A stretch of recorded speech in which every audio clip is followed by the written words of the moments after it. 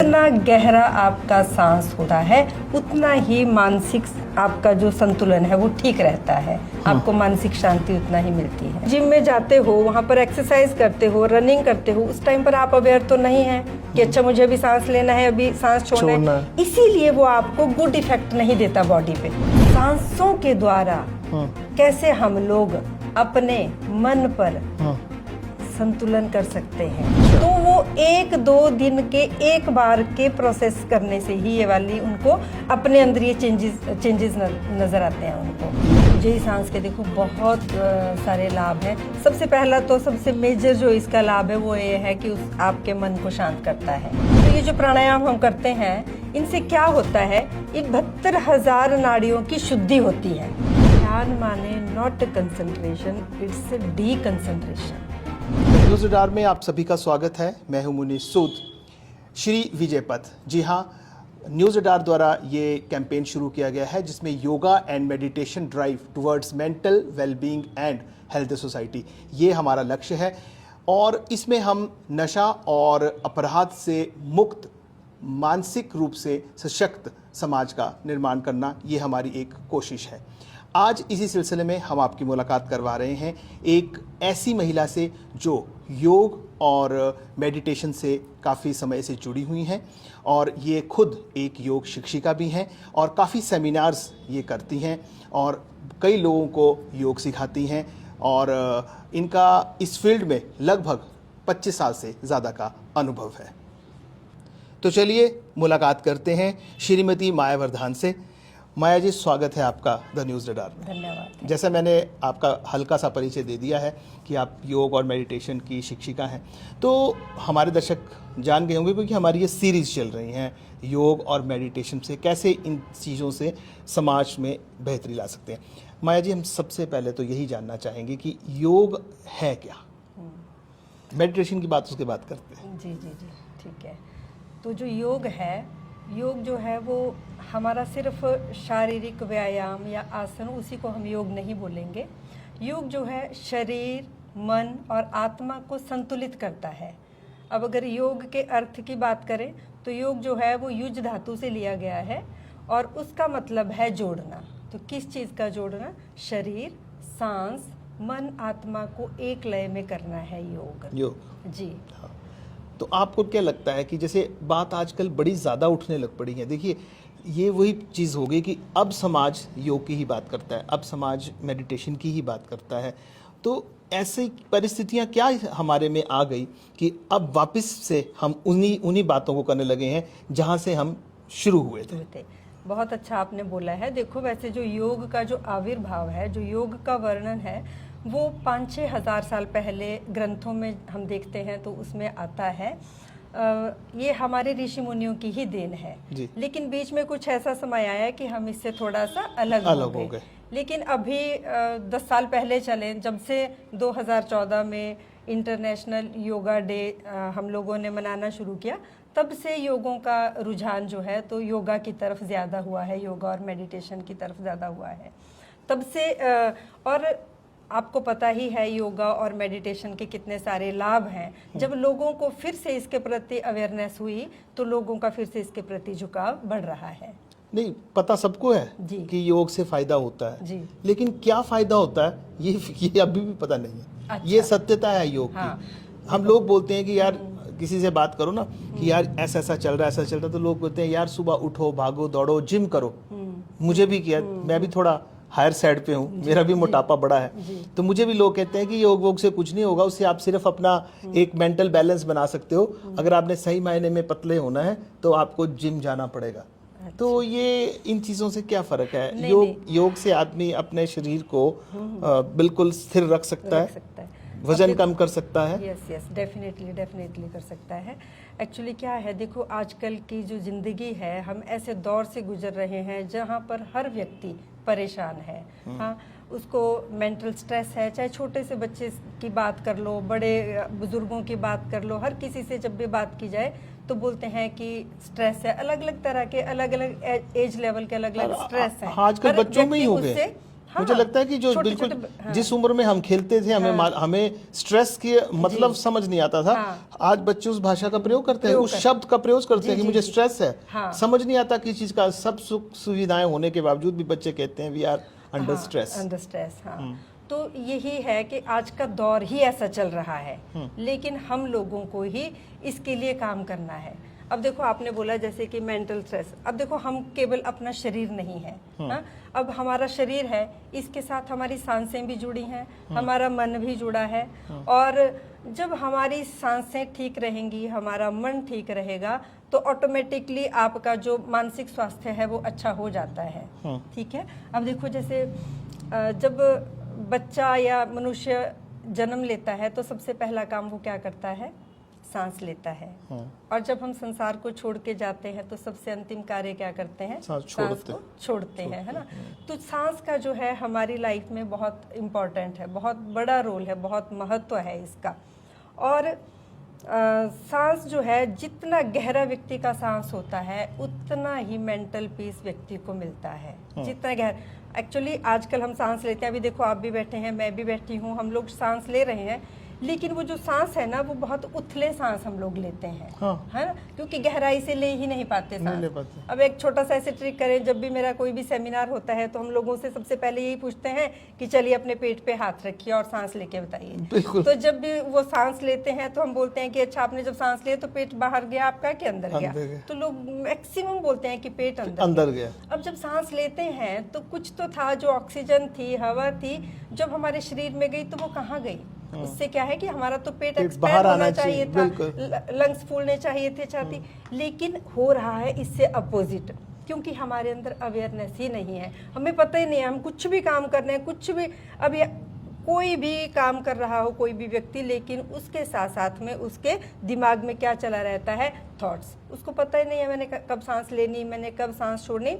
तो योग में हम सबसे पहले क्या करते हैं कि कब आदमी को सांस लेना है और कब आदमी को सांस छोड़ना है, तब वो इफेक्टिव होता है। अदरवाइज जैसे आपने अभी बोला कि मैं जिम की बात करी, अगर आप जिम में जाते हो, वहाँ पर एक्सरसाइज करते हो, रनिंग करते हो, उस टाइम पर आप अवेयर तो नहीं है कि अच्छा मुझे अभी सांस लेना है, अभी सांस छोड़ना है, इसीलिए वो आपको गुड इफेक्ट नहीं देता बॉडी पे। अच्छा। और जब आपको बॉडी पे, मन पर गुड इफेक्ट चाहिए तो आपको सांसों का पता होना चाहिए कि कब मुझे सांस लेना है, कब रोकना है और कब मुझे सांस छोड़ना है। ये सब चीजें योग से आएंगी, योग से आएंगी। और इसमें देखो, योग जो है, जैसे मैंने अभी बोला कि शरीर पे तो काम करता ही है, अब मन को कैसे स्वस्थ रखेगा योग? तो इसके लिए है प्राणायाम। प्राणायाम के बारे में आपने सुना ही होगा। प्राणायाम, प्राण माने लाइफ फोर्स, एनर्जी, जीवन ऊर्जा, आयाम माने उसको दिशा देना, उसको विस्तार देना। तो प्राणायाम में हम क्या करते हैं, जब भी हम प्राणायाम सीखते हैं तो उसमें होता सांसों की क्रिया ही है वो, है ना। कब हमें सांस लेना है, कितनी देर सांस लेना है, कितनी देर उसको रोकना है और कब उस प्राण को, सांसों को छोड़ना है। अच्छा, ये भी बड़ा, हाँ, इससे माया जी क्या इफेक्ट पड़ता है? ये देखिए, हम भी योग शब्द सीखते हैं, जी। मैं भी आपके सेमिनार्स में काफ़ी आया हूँ और काफ़ी लंबे समय तक आपसे जुड़ा हुआ रहा हूँ, लेकिन सही मायने में मैं भी इस बात को नहीं समझ पाया हूँ कि ये जो सांस जैसे कहते हैं, सांस लीजिए, रोकिए, छोड़िए, रोकिए, मतलब ये इस प्रक्रिया से क्या होता है? ऐसा क्या है? जैसे सांस पहले बोलते हैं रुकिए, फिर लीजिए, फिर रोकिए, फिर छोड़िए, फिर रोकिए, ये उससे क्या होता है? इससे क्या होता है ना कि सांस ऐसे जब भी हम लेते हैं तो हम गले तक सांस लेते हैं, लेकिन जब हम बोलते हैं सांस लंबा गहरा लीजिए, तो वो जो सांस हमने जब तक लेना है तब तक उसको छाती से गुजरते हुए उसको पेट तक पहुंचाना है। अच्छा। फिर वहाँ पे उसको रोकना है। उसके बाद फिर धीरे धीरे धीरे धीरे करके हमने उस सांस को बाहर जाने देना है। ओके। तो इससे मेंटल पीस मिलता है। जितना गहरा आपका सांस होता है उतना ही मानसिक आपका जो संतुलन है वो ठीक रहता है, आपको मानसिक शांति उतना ही मिलती है। अच्छा, इसका सांसों का भी कोई नाम होता है कि ये? हाँ जी, सांसों के भी नाम होते हैं। जैसे अभी जो हम ले रहे हैं इसको बोलते हैं साधारण सांस। एक होता है उज्जयी सांस। वो कैसा होता है? उज्जयी सांस माने उच्च माने ऊंचा, जयी माने विजयी। तो सांसों के द्वारा कैसे हम लोग अपने मन पर संतुलन कर सकते हैं, कैसे उसको संतुलित कर सकते हैं मन को। देखो मन कैसा है, चंचल, बहुत चंचल है ना। मन को कभी भी हम लोग ऐसे चाहे कि कंट्रोल करेंगे तो वो नहीं होता है, लेकिन हम इन क्रियाओं को, सांसों की क्रियाओं के द्वारा मन को संतुलित कर सकते हैं। लेकिन देखो, पता सबको है कि इन क्रियाओं को करने से ऐसा होगा, लेकिन जब करने की बात आती है समय नहीं है, नहीं कर पाते हैं। लेकिन ये करके ही होगा, योगा में तो करके ही होगा। बैठना भी पड़ेगा, समय भी देना पड़ेगा। लोगों को योगा का क्या लगता है कि उनको लगता है कि बड़ा स्लो है। नहीं, ये देखो, ये पुरानी धारणाएं थी। लोगों को लगता था कि योगा स्लो प्रोसेस है, लेकिन आजकल के समय में आप देखो, हम लोग यहाँ पर, मैं 1 घंटे की क्लास लेती हूँ, शाम को हमारी क्लास चलती है, सुबह भी चलती है।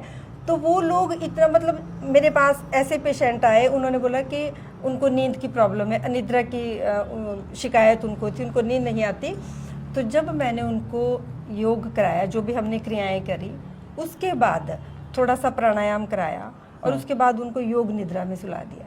हमारी योग निद्रा होती है सिर्फ 5 मिनट की। तो 5 मिनट के बाद जिस व्यक्ति ने, जिस लेडी ने ये बोला था कि मुझे नींद की प्रॉब्लम है, और उसको 10 मिनट तक हमने छुआ नहीं, जो योग निद्रा के बाद वैसे ही सो जाते हैं, जिनको नींद आ जाती है, हम उनको नहीं उठाते। हम लोग उसमें इंस्ट्रक्शन भी देते हैं कि आप दाईं तरफ करवट करके उठ जाइए। तो जो नहीं उठते हैं, जिनको गहरी नींद आ जाती है उस टाइम पर, उनको हम वैसे ही सोए रखते हैं 5-7 मिनट के लिए। अच्छा। तो वो 1-2 दिन के एक बार के प्रोसेस करने से ही ये वाली उनको अपने अंदर ये चेंजेस नजर आते हैं उनको। ये सांसों की प्रक्रिया योग क्या है ना, एक पैकेज है। अच्छा। शरीर पे काम करेगा, सांसों पे काम करेगा, मन पे काम करेगा। हाँ, देखो, जो हमारा शरीर है ना, हमारे शरीर के अलग अलग स्तर है। जैसे शरीर, सांस, मन, बुद्धि, चित्त, अहंकार, स्वभाव, ये सारे हैं। इन सब चीजों से मिलकर हमारा अस्तित्व बना है।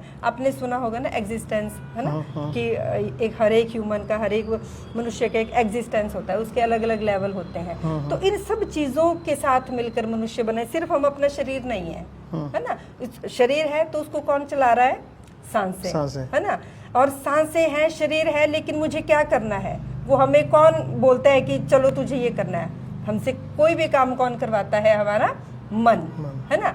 अब मन तो देखो चंचल है, बहुत कुछ बोलता है कि मुझे ये भी करना है, ये भी करना है, लेकिन मेरे लिए क्या सही है, क्या नहीं है, उसका डिसीजन कौन लेता है? हमारी बुद्धि, है ना। डिसीजन ले भी लिया, उसका जो रिजल्ट आता है, किसी चीज का रिजल्ट अच्छा आता है, किसी चीज का रिजल्ट अच्छा नहीं आता है, तो वो उसको एनालाइज कौन करता है? जो हमारा चित्त है, मेमोरी है, उसको एनालाइज करती है। तो इन सारी चीजों को मिलाकर जो है तो हमारा एक स्वरूप बनता है, हमारा अस्तित्व बनता है। अच्छा, इसका है। आप, हम सांसों की बात कर रहे थे, मैं चाहूंगा कि सांसें आपने, एक तो साधारण सांस, एक उज्जयी सांस, और कोई भी नाम होता है सांस का? 2 मेन सांस। उज्जयी सांस थोड़ा सा मैं चाहूंगा कि हमारे दर्शकों को आप वैसे ही बता दें। जी, हाँ। उज्जयी सांस में हम लोग क्या करते हैं, गले से घिसरते हुए, जैसे जो ऐसे तो हम नाक से सांस ले रहे हैं, छोड़ रहे हैं, उसमें क्या है, गले पे हम लोग प्रेशर डालते हैं। ठीक है, जैसे होंठों को बंद करके गले पे फोकस करके सांस को लेना भी है, छोड़ना भी है। आएगी सांस नाक से ही, जाएगी भी नाक से ही, लेकिन घसीटते हुई।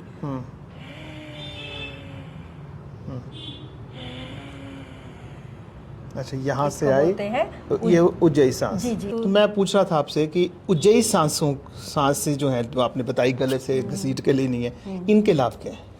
उज्जयी सांस के देखो बहुत सारे लाभ हैं। सबसे पहला तो सबसे मेजर जो इसका लाभ है वो ये है कि आपके मन को शांत करता है। अच्छा। जिस व्यक्ति का मन शांत है ना, वो देखो अपनी लाइफ में कोई भी डिसीजन लेने की क्षमता रखता है। बिल्कुल। और उज्जयी सांस से देखो प्राण शक्ति बढ़ती है, ऊर्जा बढ़ती है। हम लोग हमेशा थका थका महसूस करते हैं। जिस दिन भी आप थोड़ी देर भी बैठकर उज्जयी सांस लेंगे ना, उसके बाद आप ना 2 मिनट के बाद ही आप अपने बॉडी पर उसका इम्पैक्ट देखना, एकदम आपका जो ऊर्जा लेवल है वो हाई हो जाता है।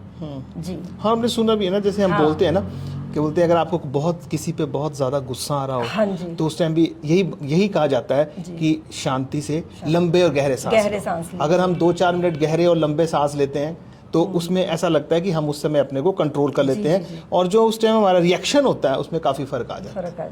हाँ, और यही बात मैं आपसे प्राणायाम पे भी आ रहा था। आपने जैसे प्राणायाम की बात की, तो कितने प्रकार के प्राणायाम होते हैं? बहुत तरह के प्राणायाम हैं। देखो जितने भी ये प्राणायाम है ना, हमारे शरीर में ऐसा माना जाता है 72,000 नाड़ियां हैं, है ना, 72,000 नाड़ियां हैं।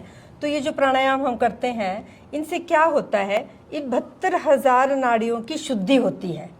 अच्छा। अब आप सोचो, हाँ, कितनी सारी नाड़ियां हैं और कितने सारे हमारे प्राणायाम हैं, लेकिन जो मेन है, जो हम अपने दर्शकों को बताना चाहते हैं, वो मेन जो प्राणायाम है, सबसे पहले तो आता है अनुलोम विलोम। हर कोई जानता है अनुलोम विलोम के बारे में। नाड़ी शोधन भी बोलते हैं उसको, अनुलोम विलोम भी बोलते हैं। नाड़ी शोधन, देखो इसीलिए नाड़ी शोधन बोलते हैं कि वो नाड़ियों का शोधन करता है, नाड़ियों को शुद्ध करता है। अब नाड़ी शोधन के लिए मैं आपको थोड़ा सा बता दूं कैसे करते हैं। नाड़ी शोधन में हम लोग क्या करते हैं कि लेफ्ट साइड से सांस लेना है, आपको बाईं तरफ से सांस लेना है और आपको दाईं तरफ से छोड़ना है। अब जहां से आपने सांस छोड़ा है वहीं से आपको सांस लेना है दाईं तरफ से, और फिर बाईं तरफ से उसको जाने देना है। मुद्रा बता इसको दीजिए। करने की मुद्रा ये है, जैसे ये जो आपका अंगूठा है इसको राइट नॉस्ट्रिल में, और जो रिंग फिंगर है इसको लेफ्ट में, और ये 2 उंगलियां आईब्रोज के बीच में ऐसे भी रख सकते हैं, इसको ऐसे भी कर सकते हैं ये। और आपकी रीढ़ की हड्डी सीधा होनी चाहिए। इसको ऐसे करेंगे, लेफ्ट साइड से सांस भरें और दाएं से छोड़ें। अब दाएं से सांस लें और बाएं से जाने दें, और लंबे गहरे सांस इसमें आपने लेने हैं। जितना गहराई से सांस छोड़ेंगे उतना ही इम्पैक्ट आपकी बॉडी पे और जो आएगा। आपका लेफ्ट हैंड होता है उसको योग, उसको चिन्ह मुद्रा में चिन्ह रखेंगे। मुद्रा में जी, रखते उसको चिन्ह मुद्रा में अपने घुटने के ऊपर रखेंगे। और देखो, पालथी मार के नीचे बैठो। अगर कोई नहीं बैठ सकते हैं, किसी को नी प्रॉब्लम है, कोई इंजरी है, तो अलग बात है। अदरवाइज सुखासन में पालथी मार के नीचे बैठना चाहिए। इससे कब करना चाहिए? इसको किसी भी समय पे कर सकते हैं आप। सुबह शाम? अच्छा, वैसे कभी भी कर सकते हैं, लेकिन जो बेस्ट समय है वो है आपका अर्ली मॉर्निंग। मैंने कहीं पढ़ा है कि जैसे ये प्राणायाम अच्छा, बहुत बेहतर प्राणायाम है, लेकिन ये गर्मियों में इसकी महत्वता बढ़ जाती है जी। ऐसा भी है? हाँ, गर्मियों के लिए देखो एक और 2-3 और प्राणायाम है। जैसे अभी बहुत गर्मी वाला मौसम है, तो उसके लिए एक आता है शीतली प्राणायाम। हाँ जी, इतनी गर्मी में भी आप अपने शरीर को कैसे ठंडा रख सकते हैं। हाँ, तो शीतली प्राणायाम में हम लोग क्या करते हैं, इसकी 2 वेरिएशंस हैं। एक है जैसे अपने दांतों को आपने ऐसे किया, होंठों को खोल दिया, और जो आपकी जीभ है उसको तालू पे लगा दो ऊपर। हाँ, फिर आपको सांस लेना है, होंठों को बंद करके नाक के द्वारा उस सांस को छोड़ना है। इसको आप करके देखिए और देखो, महसूस करो अपने शरीर पे। चलिए, दांतों को जोड़िए, जीभ को ऊपर लगाइए, सांस लीजिए, होंठों को बंद कीजिए, अब नाक के द्वारा सांस को छोड़ें। और अगर आप इसको आंखें बंद करके करोगे तब तो आप अभी 1 सेकंड में आप इसका इम्पैक्ट अपनी बॉडी पे देख सकते हो। लगा आपको ठंडा? लगा ना, यहाँ तक पूरा ठंडक गया। हाँ, तो ये है शीतली प्राणायाम। इसका एक वेरिएशन ये है, और इसका एक वेरिएशन है, ये जो हमारी जीभ है इसको हम ट्यूब की तरह बनाएंगे। फिर ऐसे सांस लिया, लंबा सांस, होंठों को बंद किया, फिर नाक के द्वारा ही गहराई के साथ सांस छोड़ना। जितना गहरा हम सांस लेते हैं उससे ज्यादा गहराई के साथ आपको सांस को छोड़ना है। मुझे लग रहा है कि योग सांसों की ही गेम है, सांसों की ही, और जिसने इस पे नियंत्रण कर लिया उसे किसी चीज की आवश्यकता नहीं है। अब बोलते हैं ना कि जो हमारा मन है वो एक पतंग की तरह है ना। पतंग क्या करता है? उड़ता है। उसको कौन कंट्रोल करता है? डोर, उसकी डोर। तो जो डोर का काम है वो कौन करता है? हमारी सांसें। पतंग जो है वो इंसान है और जो डोर है वो सांसें हैं। जिसने उनको उस पे अपनी वो बना ली ना, उनको पकड़ बना ली, उसे किसी चीज की उसको जीना आ गया। अब चलिए अगला, ये तो बात योग की हुई। जी, अब अगली बात करते हैं मेडिटेशन की। जी, हाँ। योग क्या है और ये मेडिटेशन क्या, दोनों में अलग अलग चीज क्या है? योग जैसे हम तब से बात कर रहे हैं, शरीर पे काम करता है, सांसों पे काम करता है, मन पे काम करता है ना, हर एक लेवल पे काम करता है शरीर। योग के द्वारा हम अपने शरीर को स्वस्थ रख सकते हैं, लचीला बना सकते हैं, फ्लेक्सिबिलिटी बढ़ती है, स्टिफनेस दूर होती है, आपका पाचन तंत्र ठीक होता है। बहुत सारे योग के लाभ हैं, है ना। और अब ध्यान, मेडिटेशन की आप बात कर रहे हो, ध्यान माने क्या? अच्छा, आपको मैं पूछूं, ध्यान से आप क्या समझते हैं? सबसे पहले आपके दिमाग में क्या आता है? मेरे दिमाग पे एक चीज़ आती है, ध्यान मतलब आंखें बंद करके अपने मन को कहीं एक जगह केंद्रित करना। अच्छा, चलो ठीक है। अब आपने बोला कि मन को कहीं एक जगह पर केंद्रित करना, क्या आपका मन केंद्रित हो पाता है? ना। हाँ, नहीं। यही हम गलती करते हैं। ध्यान माने not concentration, it's D concentration. अच्छा। ध्यान माने किसी भी एक चीज पर, किसी भी एक बिंदु पर, कहीं पर भी आपको फोकस नहीं करना है। ये बिगनर्स के लिए, अब देखो किसी को पता ही नहीं ध्यान कैसे करना है, नहीं पता। और हम उनको बिठा दें जी ध्यान करो, वो बोलेंगे अच्छा, ऐसे आंखें बंद करके मैं बोलूं कि आप किसी भी चीज का ध्यान करो, अच्छा आपने एक बंदर का ध्यान नहीं करना है, तो क्या करेंगे? हमारे दिमाग में क्या चीज आएगी? बंदर ही आएगा। है ना? तो क्या है कि ऐसी कुछ भी नहीं करना कि मेरे को सिर्फ एक ही बिंदु के बारे में सोचना है। ध्यान माने डी कंसंट्रेशन, माने पूर्ण विश्राम, पूरी तरह से विश्राम करना। हा? जैसे कभी मम्मी से बालों में आपने तेल लगवाया है, चम्पी कराई है, उस टाइम हम कैसे बैठते हैं? ऐसे रिलैक्स होके मम्मी तेल लगा रही है और मैं विश्राम कर रहा हूँ। बस उसी तरह से ध्यान में भी आपने बैठना है। उसमें जो भी विचार आ रहे हैं उनको आने दो। प्रॉब्लम कहाँ पे हो जाती है? जब विचार आते हैं और हम उनको पकड़ के उसके साथ उधेड़बन शुरू कर देते हैं। विचारों को आने देना, जाने देना, आने देना, जाने दो, पकड़ो ही मत, है ना? और सराउंडिंग में कुछ भी हो रहा है ना? तो कुछ भी हम बोलते हैं उसको कि जो भी आवाज़ें आ रही हैं उनको स्वीकार कर लो, उनको सबको स्वीकार कर लो। प्रॉब्लम कहाँ पे है? जहाँ पे हम स्वीकार नहीं करते हैं, है ना? एक्सेप्टेंस नहीं है जहाँ पर, वहीं पे प्रॉब्लम आती है। तो जब स्वीकार कर लिया कि अच्छा बाहर से आवाज़ें आ रही हैं, तो थोड़ी देर के बाद क्या होता है कि हमें वो आवाज़ें सुनना भी बंद हो जाती हैं, है ना?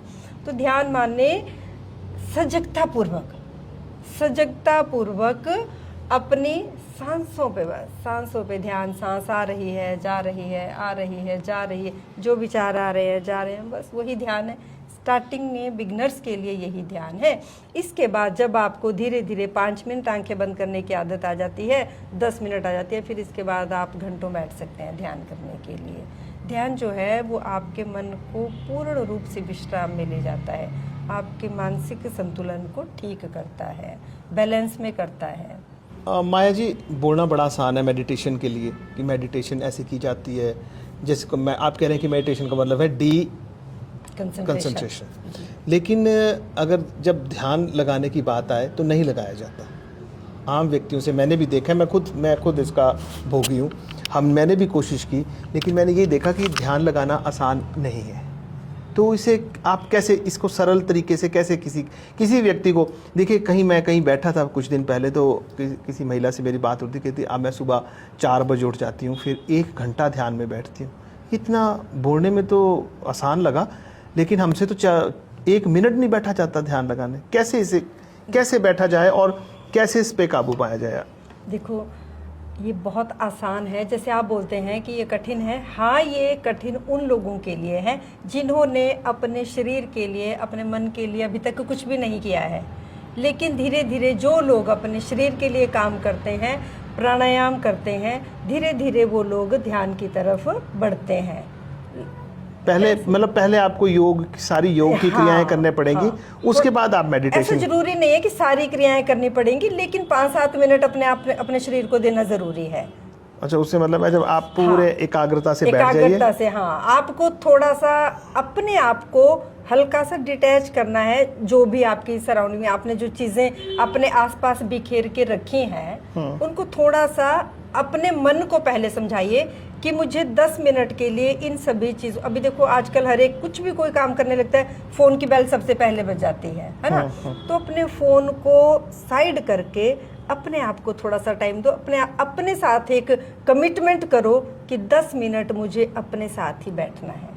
और जब आप 10 मिनट के लिए इस तरह से अपने मन को समझा लेते हो कि मुझे अपने साथ ही बैठना है, मुझे अपने सांसों पे ही ध्यान देना है, तो ध्यान घटित होता है। अच्छा। आप ये करके देखिएगा। हाँ, अपने आप को समय दो, अपने मन को पहले ऐसे कमिटमेंट करो कि मुझे अपने लिए समय देना है, तो घटित होता है। और जो विचार उस समय आते हैं, विचारों को आने देना, आपने विचारों को आने देना, सजगता के साथ कुछ भी विचार आ रहे हैं, कोई बात नहीं, नेगेटिव पॉजिटिव आए, बस उनको आने देना और सजगता पूर्वक जाने देना। आपने गौतम बुद्धा जी को देखा होगा, इस मुद्रा में बैठे रहते हैं, है ना। गौतम बुद्धा जी जहाँ भी होते हैं यही मुद्रा उनकी ज्यादातर रहती है। तो वो एक मैसेज देते हैं हम लोगों को, इधर से आने दो और इधर से जाने दो। अच्छा, आने देना जाने देना, आने देना जाने देना। अच्छा। प्रॉब्लम कहाँ पर होती है, जब हम इनको पकड़ लेते हैं और पकड़ के रखते हैं, कस के पकड़ते हैं। जितने ज्यादा कस के आप पकड़ेंगे उतना ही आप परेशानी में गिरते चले जाते हैं। आने दो जाने दो। ध्यान का मतलब यही है कि आपने अपने को कैसे विश्राम देना है, कैसे आपने अपने आप को रिलैक्सेशन। अब आप मुझे बताइए, जैसे मेडिटेशन जो है इससे कैसे बदलाव लाया जा सकता है। जैसे हम देखते हैं कि लोग बड़े आजकल बड़े उनमें पेशेंस लेवल जो है बड़े लो हो गए हैं, एंगर बहुत ज़्यादा हो गया है, गुस्सा बहुत ज़्यादा हो गया है। लोग मतलब उन जगहों उन रास्तों पे निकल पड़े हैं जिन रास्तों पे नहीं चलना चाहिए। तो कैसे योग और मेडिटेशन से इन चीज़ों को कंट्रोल किया जा सकता है? जी। अब देखो, हम बात करते हैं सोसाइटी की, फलां व्यक्ति फलां ये। सबसे पहले क्या होता है कि इन चीज़ों से किस में सुधार होगा। सबसे पहले मुझे अपने भीतर सुधार करना है, मुझे अपने लिए काम करना है। जब मैं अपने शरीर पे काम करूंगी, अपनी सांसों पे काम करूंगी, तो उससे क्या होगा, मेरा मन शांत होगा, है ना। जब मेरा मन शांत होगा तो क्या होता है, पहले एक व्यक्ति से शुरुआत होती है, फिर धीरे धीरे एक परिवार से शुरुआत होती है, ऐसे ही फिर समाज में शुरुआत होती है और धीरे धीरे हम लोग अपने समाज के लिए कुछ कर सकते हैं। तो ये तो करना तो पड़ेगा। और जैसे बच्चे हैं आजकल, वो बड़े हमारे बच्चे बड़े इम्पेशेंट हो गए हैं। हाँ, बात ही नहीं सुनते हैं, मोबाइल्स पे लगे रहते हैं। इनको भी अच्छा, ये बताओ कि वो क्यों नहीं सुनते। सबसे पहले देखो, बुरी बात लगती है सुनने में, लेकिन इसके लिए हम लोग ही जिम्मेदार हैं। हम लोगों को पहले अपना लाइफस्टाइल चेंज करना पड़ेगा। अब देखो, सुबह उठ के माँ बाप भी क्या करते हैं, सबसे पहले फोन ले लेंगे। आजकल ट्रेंड बन गया गुड मॉर्निंग के मैसेज करने का। तो बच्चा आपको क्या देख रहा है, जब से वो पैदा हुआ है वो क्या देखता है कि माँ बाप दोनों ने फोन लिए हुए हैं, है ना। तो थोड़ा थोड़ा इन चीजों से जो है, तो हम लोगों को ही कुछ अपने लिए कदम उठाने पड़ेंगे, अपने लाइफस्टाइल को थोड़ा सा चेंज करना पड़ेगा। जो चीजें हम चाहते हैं, जो आदतें हम चाहते हैं हमारे बच्चे ना सीखे, वो पहले हमें खुद अपने में सुधार करना पड़ेगा, है ना। हर एक चीज का एक समय निश्चित कर लो, ठीक है ना। हर एक चीज का एक समय निश्चित कर लो। उस समय मोबाइल अब देखना है, योगा। हाँ, अब जैसे योगा है, हाँ, तो बच्चों में किस उम्र में बच्चों को योग में डाल देना चाहिए? जी, बच्चे जो है, ये बहुत अच्छा क्वेश्चन है आपका। बच्चों को 3 साल की उम्र से, अच्छा, हाँ 3 साल की उम्र से आप बच्चों को योग अभ्यास करवा सकते हैं। अब देखो ना, ऐसा बोलते हैं, वैसे एक बात बोलूं मैं, एक जन्म होता है माँ की कोख से और दूसरा जन्म होता है योग से।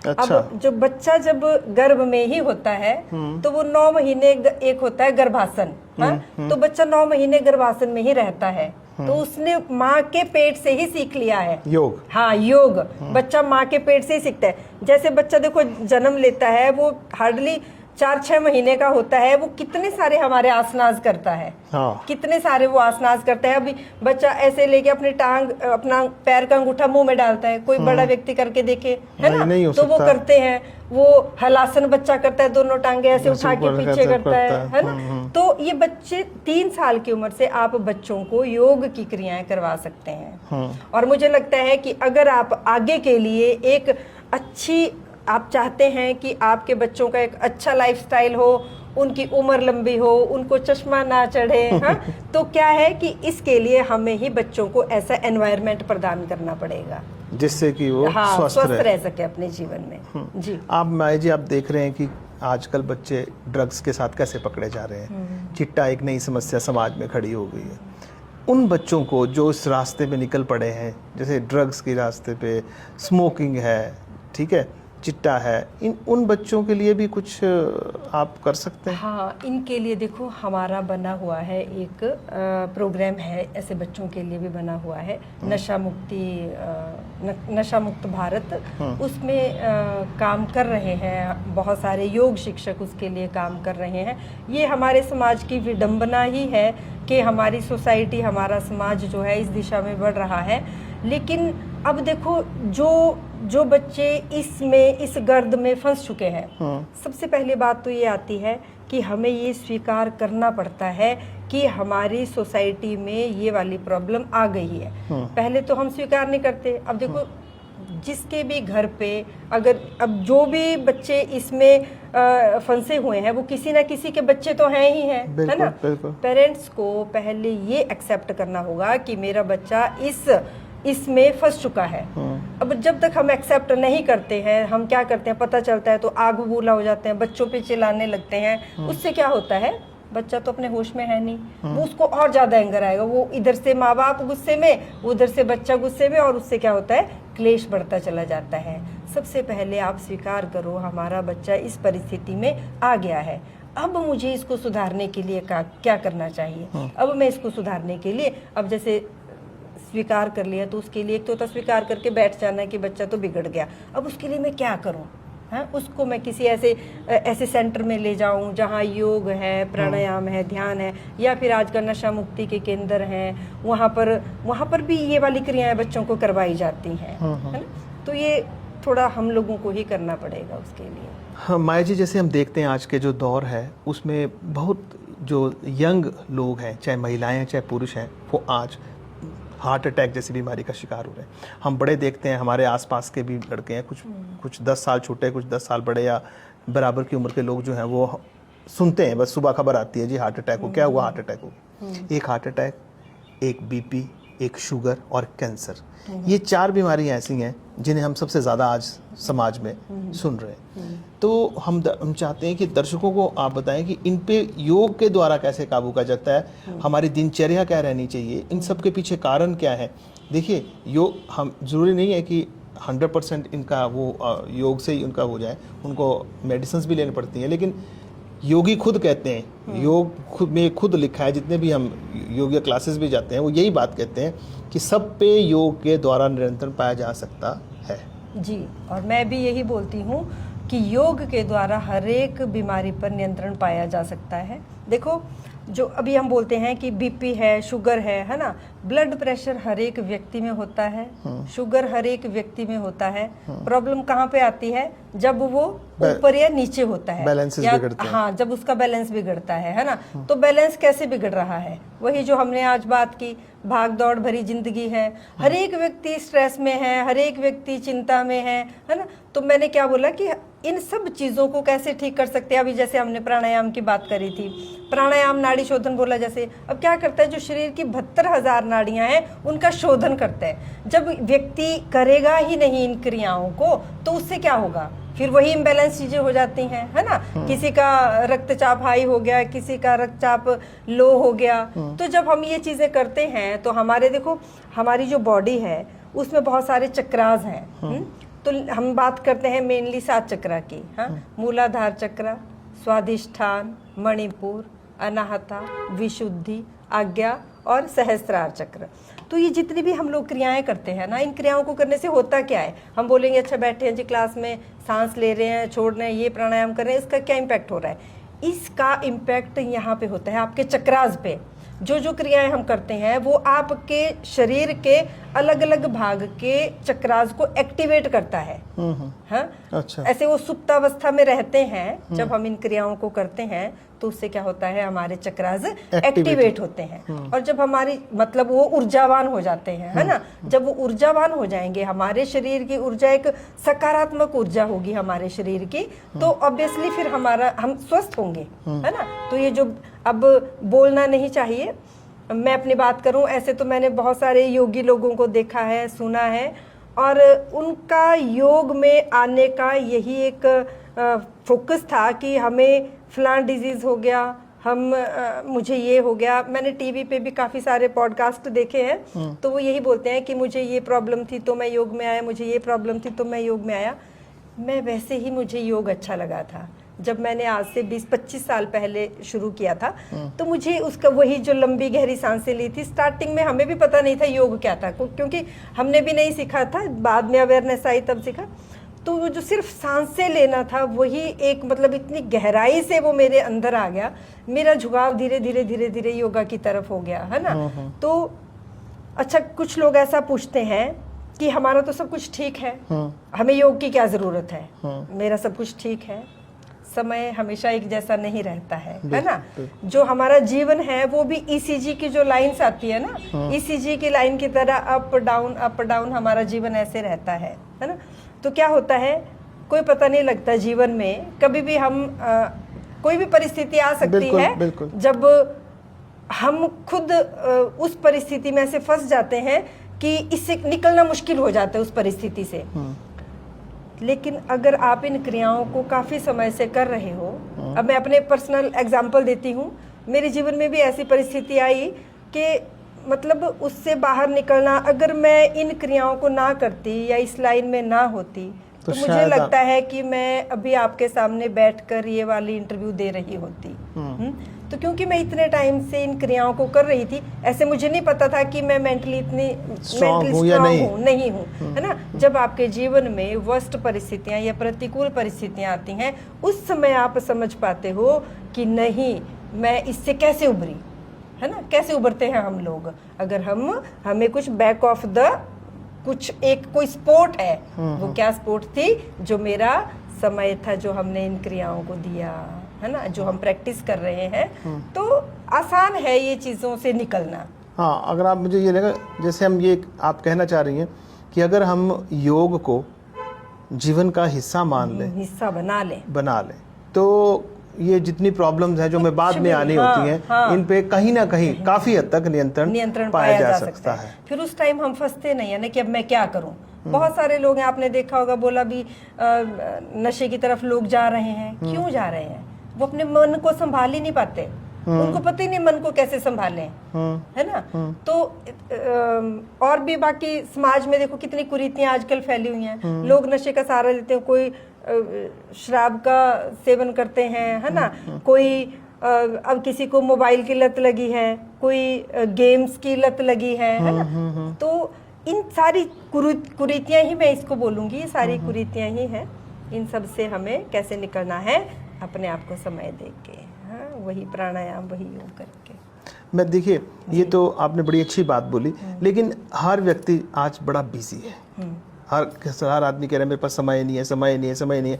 अगर सपोज जैसे आप योगा क्लास लेती हैं, सुबह भी लेती हैं, शाम को भी लेती हैं, लेकिन कुछ लोग ऐसे हैं जो क्लासेस ना सुबह के समय है ना शाम को समय है। ऐसे लोगों के लिए कुछ ऐसे आपके पास टिप्स हैं कि वो घर पे बैठे ही हैं, उनको जो देखिए आपके समय के हिसाब से वो नहीं आ पा रहे हैं, या जहाँ पे भी शहर में क्लासेस योगा लग रही हैं उसमें नहीं, तो वो घर में कैसे रह के या अपने ऑफिस में बैठे बैठे पूरा दिन में ऐसी क्या क्रियाएं करें कि वो अपने जो है मन में संतुलन बना लें? देखो, पहले तो ना आपको अपना एक दिनचर्या का स्टाइल चेंज करना पड़ेगा, है ना। जब भी हम सुबह उठते हैं, सुबह उठने से चलो स्टार्ट करते हैं हम लोग, है ना। जब भी सुबह उठते हैं हमेशा मुस्कुराते हुए उठें, हाँ। सबसे पहले उठ के मुस्कुराएं और ग्रेटिट्यूड करें, भगवान थैंकफुल रहें भगवान के लिए कि हम आज का सूरज देख पाए, हाँ। और ग्रेटिट्यूड करना और मुस्कुराहट रखना। उसके बाद आपको थोड़ा सा, जैसे आप बिस्तर से उतरे हैं, थोड़ा ना स्ट्रेचिंग जरूर करिए उस टाइम पर, हल्की सी, थोड़ा, जैसे ही मैं अभी उठने वाली क्रियाएं आपको बता रही हूँ स्टार्टिंग से, तो आपको क्या करना है, उठ के हल्का सा, जैसे अंगड़ाई लेते हैं ना, वैसे एक अच्छी सी अंगड़ाई लें आप खूब, जिससे आपको लगे कि मेरी बॉडी जो है एक्सपेंड हो रही है, खुल रही है, हाँ। वैसे एक अच्छी सी अंगड़ाई लें। उसके बाद जब भी सुबह उठ के आपको ल्यूक वार्म पानी पीना ही चाहिए, हाँ। तो एक होता है ना मलासन में बैठना, या कुकड़ू बैठना, ऐसे बैठते हैं ना टांगों के सहारे, जैसे पुराने टाइम में, उस आसन में बैठ के आपको पानी पीना है सुबह। अच्छा, हाँ जी, ल्यूक वार्म पानी पीना है, बहुत ज़्यादा गर्म पानी भी नहीं पीना चाहिए सुबह, और 2 गिलास पानी पीजिए। उसके बाद वॉशरूम जाइए, फ्रेश हो जाइए। उसके बाद जैसे ही सूर्य उदय होते हैं, आप उसकी रोशनी में, सूर्य देवता की रोशनी में रहिए कुछ देर के लिए, हाँ। 4-5 मिनट सूर्य की किरणें आने दीजिए अपने शरीर के ऊपर, ठीक है। और उसके बाद अगर हो सके जल भी चढ़ा सकते हैं, जैसे हमारे तो है ही है उसमें। और उसके बाद फिर आपको थोड़ा सा समय अपने प्राणायाम के लिए देना है, हाँ? ये सारी जो चीज़ें मैं बता रही हूँ 1-1, 2-2 मिनट की हैं ये। उसके बाद प्राणायाम जो कपाल भाती है, कपाल माने क्या, ब्रेन, भांति माने चमकना। हम अपने ब्रेन को कैसे चमका सकते हैं, कैसे उसको शार्प कर सकते हैं? कपाल भाती, है ना, सबने सीखा ही है, एक्सहेलेशन पे फोकस करना। कपाल भाती कर लिया, अनुलोम विलोम कर लिया। मैं बोलती हूँ कि सिर्फ आप 3 या 4 प्राणायाम भी रोज करते हैं, सिर्फ 5 कपाल भाती, अनुलोम विलोम और नाड़ी शोधन, है ना, ये वाली जब आप क्रियाएं करते हैं तो ये इनफ है स्टार्टिंग के लिए। शुरू में इससे ही काफी फर्क पड़ा। हाँ जी, इसी से आपको काफी फर्क। और हर एक बीमारी को इन प्राणायाम के द्वारा, अब देखो ना, हम लोगों ने देखा है, मैंने देखा कि पार्क में बैठे हैं लोग, योगा कर रहे हैं, प्राणायाम कर रहे हैं, लेकिन उसको आप प्राणायाम नहीं बोल सकते। क्यों? क्योंकि अभी वो प्राणायाम कर रहे हैं, सामने से कोई आया, है ना, तो जब भी आप प्राणायाम कर रहे हैं, योग कर रहे हैं, माने आपका ध्यान आपकी सांसों पे, अपने शरीर के ऊपर, अपने मन के ऊपर रखना, ठीक है, तब वो ज़्यादा इफेक्टिव होता है। शुरुआत में भी हमने बोला था, योग माने क्या? शरीर, सांस और मन को जोड़ना, उनको संतुलित करना, है ना, तब योग घटित होता है। ऐसे तो सालों से बैठे हैं, पार्क में कर रहे हैं, वही पेट बढ़ नहीं फर्क पड़ रहा है ना, तो उसको एक इफेक्टिवली, एक अवेयरनेस के साथ उसको कैसे करना है, वो ज़्यादा महत्व रखता है कि आप सही तरीके से कर रहे हो या नहीं। और मुझे लगता है कि ऐसे टीवी पे देख के इसको उतने अच्छे से सीखा नहीं जा सकता। तो अगर एक बार आप कहीं भी, आपके कहीं भी क्लास होती है, तो एक बार आप उसको सीखना जरूरी है किसी भी प्रशिक्षित योगा शिक्षक से। मतलब आपका बोलने का मतलब ये है कि योग को शुरुआत जिसने करनी है, एक बार वो योग को सीख ले जी, किसी प्रशिक्षित योगा टीचर से, उसके बाद योग को अपने जीवन में ला सकता है। जी। देखिए माया जी, मैंने ऐसे लोग भी देखे हैं जो योग भी कर रहे हैं लेकिन फिर भी शरीर पे कोई फर्क नहीं पड़ रहा है। वही बात आ गई ना जो मैंने अभी बोला। इसका मतलब कहीं ना कहीं शिक्षा में कमी या ध्यान कहीं और है। मतलब आपका बोलने का मतलब ये है कि योग को शुरुआत जिसने करनी है, एक बार वो योग को सीख ले जी, किसी प्रशिक्षित योगा टीचर से, उसके बाद योग को अपने जीवन में ला सकता है। जी।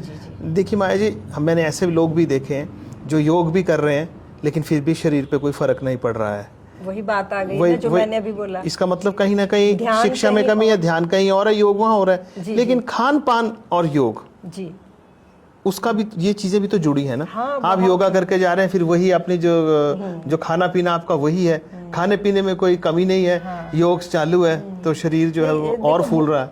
हाँ, भोजन के लिए क्या है कि आपको सात्विक आहार ही लेना चाहिए, सात्विक भोजन। तो भोजन भी आपको पता ही है, 2-3 तरह का है, तामसिक है, राजसिक है, सात्विक है। तो हम लोग जो प्रेफर करते हैं तो वो सात्विक भोजन को ही प्रेफर करते हैं।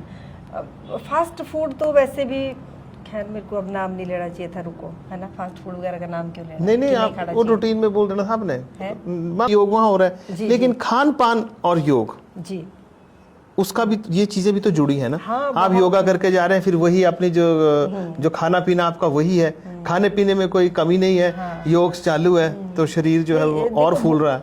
हाँ, भोजन के लिए क्या है कि आपको सात्विक आहार ही लेना चाहिए, सात्विक भोजन। तो भोजन भी आपको पता ही है, 2-3 तरह का है, तामसिक है, राजसिक है, सात्विक है। तो हम लोग जो प्रेफर करते हैं तो वो सात्विक भोजन को ही प्रेफर करते हैं।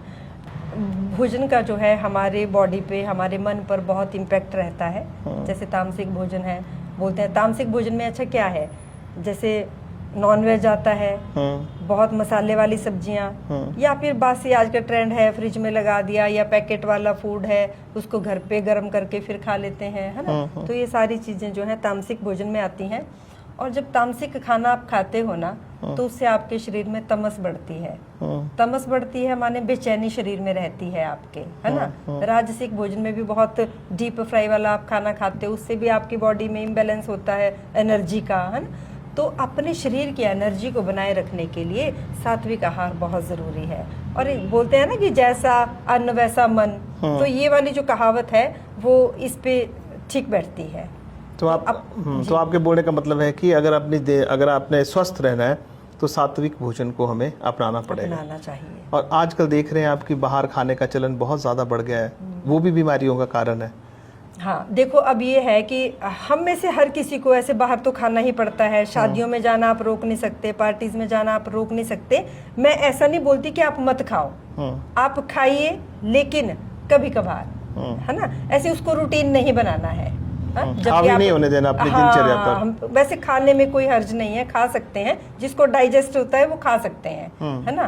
तो लेकिन उसको अपनी आदत नहीं बनाना है जी। और चलिए जी, अब मुझे लगता है हम समाप्ति की ओर आ रहे हैं। चलते चलते अब ये बता दीजिए कि योगा और मेडिटेशन दोनों, उनको दिन में व्यक्ति ने कितना और कब कितना समय देना है, और कैसे वो इनसे अपने ज़िंदगी को और बेहतर बना सकता है? जी जी, वैसे तो योग और मेडिटेशन के लिए जो उचित समय है वो तो सुबह का ही है ना।